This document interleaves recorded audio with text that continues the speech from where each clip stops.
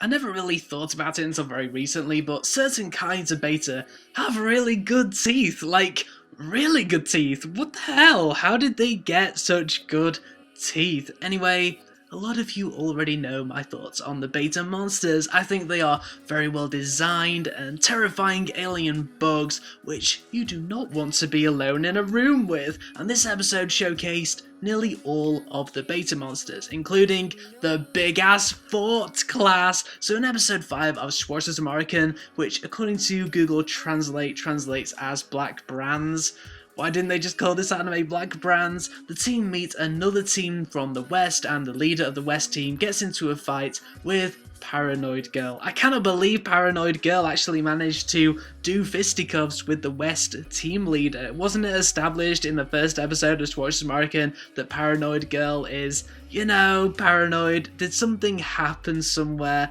where she gained a shit ton of confidence somewhere? I would have loved actually to have seen Silverhair Girl do the fighting. I bet she's a total badass when it comes to fisticuffs, especially since she did just totally beat up Katia in a previous episode.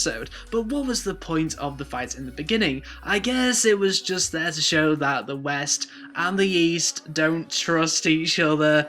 Yeah, I already know all that. Was there not a more interesting way to get all that rivalry across? Anyway, the team are involved in an attack on the beta where they are essentially the bait, and of course it all goes up shit creek, and Politics Girl has to decide whether the team should help the West defeat the beta and trouble the East's political reputation, or let soldiers, including probably themselves, die. Shockingly, his superior would rather save a political party's reputation than a mecha squadron. Unfucking believable. Will that superior die? Of course, Politics Girl decides to go into battle, and the squadron just about wins the day. And the moral of the story is, sometimes politics can take a backseat in war. So yeah, you might already be able to tell that I've found this episode to be weaker than the previous episodes. I don't think this episode really knew how to approach the cliched